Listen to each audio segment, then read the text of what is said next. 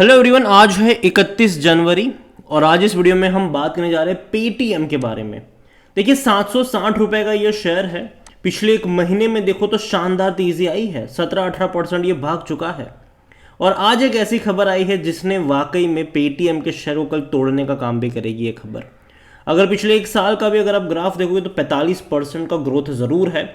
एक बेहतरीन तेज़ी हमने यहाँ पर देखी थी, 1000 रुपये के करीब पहुँचने ही वाला था, बाद में डिक्लाइन आया और जैसे ही वॉरेन बफेट की जो कंपनी है उन्होंने बिकवाली करना शुरू करा, एक झटके में ये गिर गया था। ये काफ़ी भयंकर गिरावट से गुजरा, वापस से कोशिश कर रहा था, 600 पे गया था, कोशिश कर रहा था, अटेम्प्ट कर रहा था 750 तक जाने की, हालांकि पहुंच गया वहां पर, लेकिन वापस से आरबीआई ने इनको डंडा करा है और जिसके चलते कल गिरावट एक्सपेक्टेड होगी। बात करेंगे उसके बारे में, लेकिन उससे पहले अगर आपने अभी तक चैनल को सब्सक्राइब नहीं किया है तो प्लीज़ अभी इसे सब्सक्राइब ज़रूर कर लीजिए, क्योंकि आगे भी बहुत सारे वीडियोस हैं जो आपको काफ़ी ज़्यादा हेल्प करेंगे। तो 760 रुपये का ये शेयर है और अभी भी देखा जाए तो भाई साहब देखो गिरावट तो भयंकर है। जब भी कोशिश करी है, देखो इससे पहले भी जब आईपीओ के बाद इसने कोशिश करी थी अटेम्प्ट करने की, मतलब तेजी दिखाने की, 550 पर गया था, ये लगातार गिरा था आईपीओ के बाद, कोशिश करी थी इसने और तकरीबन 790 तक गया था, फिर गिरकर आ गया था, ये कहाँ पर आया था, ये 450 पर, वापस एक बहुत बड़ी तेजी दिखाने की कोशिश करी, 1000 के करीब पहुंच गया, वापस गिर गया, वापस अटेम्प्ट कर रहा था, फिर से गिरावट यहाँ पर एक्सपेक्टेड रहने वाली है। और देखिए पेटीएम में अभी भी लोगों का पैसा नहीं बना है। आईपीओ प्राइस 2100 रुपये का था इसका, उससे अभी भी काफ़ी नीचे है, लोगों का पैसा रिकवर ही नहीं हो पा रहा है। और यहाँ पर आरबीआई ने एक रिस्ट्रिक्शन लगाया है, जो कि इनका मेजर बिजनेस है। पेटीएम पेमेंट बैंक्स पर रिस्ट्रिक्शन लगाया गया है आरबीआई की तरफ से और ये बड़ी बात होने वाली है इनके लिए। यहाँ पर अगर आप देखोगे तो RBI on January 31 impose major business restriction on Paytm payment banks, including accepting fresh deposits and doing credit transaction after February 29। और ये बहुत बड़ी बात होगी इनके लिए कि भाई पेटीएम पेमेंट बैंक देखो इनके लिए एक ऐसी टूल था कि जिसके ज़रिए ये बहुत ज़्यादा लोन बांटने का काम भी करते थे, क्योंकि जितना पैसा पेटीएम पेमेंट बैंक्स में रहता था उन पैसों का ये इस्तेमाल कर सकते थे आगे लोन बांटने के लिए। लेकिन अब वही चीज़ पे आरबीआई ने डंडा करा है। यहाँ पर अगर आप देखो तो on March 11 RBI barred Paytm payment banks for onboarding new customers, नए कस्टमर्स को ये ऐड नहीं कर पाएंगे।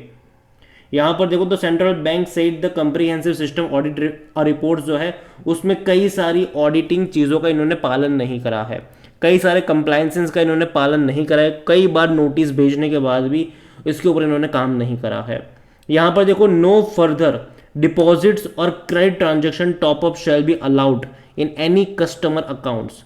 जो इवन जो प्रीपेड इंस्ट्रूमेंट हो गए, वॉलेट्स हो गया, फास्टैग्स हो गया, एनसीएम से जो कार्ड्स वगैरह हो गए यहाँ पर, वो भी अब इनके काम नहीं करेंगे after February 29, 2024 other than any interest, cashback और रिफंड्स।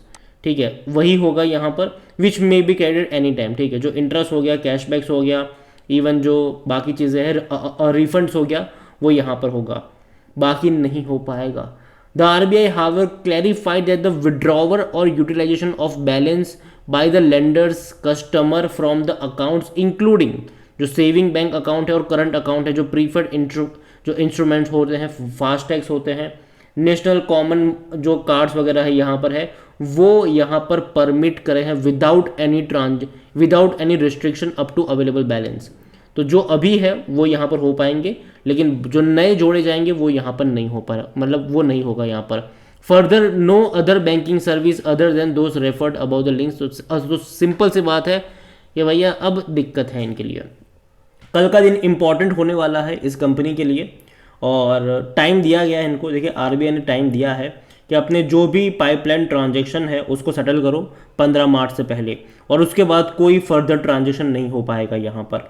पेटीएम के शेयर में अगर आप देखेंगे तो वॉल्यूम कुछ खास बढ़ने, मतलब ज़्यादा नहीं होते हैं, 29 लाख के आसपास के वॉल्यूम्स देखने को मिले आज, लेकिन कल मुझे लगता है कि करोड़ों में शेयर्स ट्रेड होने वाले हैं, यहाँ पर करोड़ों में होने वाले हैं। और जहाँ तक बात करी जाए इस कंपनी को लेकर तो according to Moneycontrol user 55% लोग कह रहे बेच और भाग जाओ, 36% लोग कह रहे खरीदारी करो, 9% लोग कह रहे यहाँ पर होल्ड करो।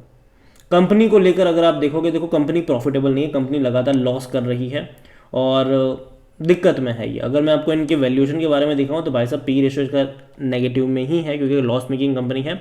69% एनालिस्ट कहते हैं खरीदारी करो, जिनके साथ मैं सहमत नहीं हूँ।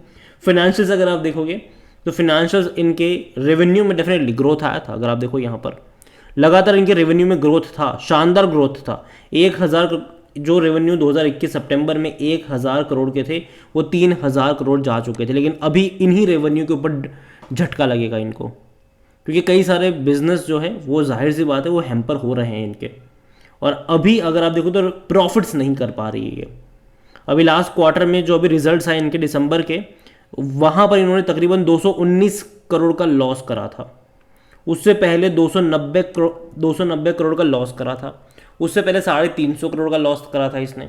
तो भाई साहब नुकसान तो हो रहा है इन्हें, और काफ़ी बड़े लॉसेस हो रहे हैं। शेयर होल्डिंग को लेकर अगर बात करी जाए यहाँ पर, तो बहुत सारा गेम यहाँ पर भी चल रहा है। यहाँ पर जो मेजर प्रॉब्लम है वो यही है कि एफआईल्स यहाँ पर बड़ी क्वांटिटी में है, और जो कभी भी तैयार बैठे हैं जब भी तेजी आएगी अपने शेयर्स को बेचने के लिए।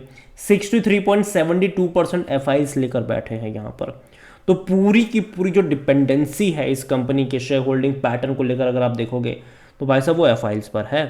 एफआईल्स ने एक झटके में बेचा भी था। अब देखिए 72.12% की होल्डिंग जून में थी, सितंबर में सीधे 60 पर आ गए थे ये। लेकिन दूसरी ओर दिसंबर में फिर से खरीदारी भी करी, 63.72 पर आए। लेकिन सरप्राइज चीज़ यहाँ पर यह भी हो रही है कि यहाँ पर अगर आप देखो तो म्यूचुअल फंड की 2.52% का स्टेक था, वो 2.79 पर आया, और बढ़कर के 4.99 पर आया। तो यहाँ पर पता है कौन बेच रहा है? अदर पार्टीज बेच रहे ज़्यादा क्वांटिटी में। जो अदर पार्टीज की जो होल्डिंग थी पहले यहाँ पर 16.49% थी, बाद में ये बढ़ी थी 26.74 पर आए थे अदर पार्टीज वाले। अभी अगर आप देखो ना, और तब रिटेल की होल्डिंग थी 8.28%, लेकिन इस दिसंबर में रिटेल ने बहुत खरीदा है भाई साहब, 12.85 पर आए हैं, और ये 17 पर आ गए। 9% बेचा है अदर पार्टीज ने, और तकरीबन 4.5% खरीदा है रिटेल इन्वेस्टर्स ने। तो ये थोड़ी सी मेरे हिसाब से गड़बड़ वाली चीज़ है, क्योंकि रिटेल इन्वेस्टर जाहिर सी बात है बहुत बड़ी क्वांटिटी में खरीद रहे हैं। अदर पार्टीज़ में हाई नेटवर्क इंडिविजुअल्स होते हैं, कई सारे ऑपरेटर्स भी होते हैं यहाँ पर, कई कंपनी के फाउंडर्स कह लो, वो सब कह लो, वो भी इसी के अंदर होते हैं। ईसॉप वगैरह भी इसी के अंदर आपको देखने को मिलते हैं। तो कहीं ना कहीं बेच तो रहे हैं वो लोग। और अभी हाल फिलहाल में बड़े पैमाने पर ले ऑफ्स भी हुए पेटीएम में। आंकड़ा 1000 का है, लेकिन एक्चुअली में इनसाइडर आंकड़ा और भी ज़्यादा बड़ा है वहाँ पर पेटीएम में सुनने में आ रहा है।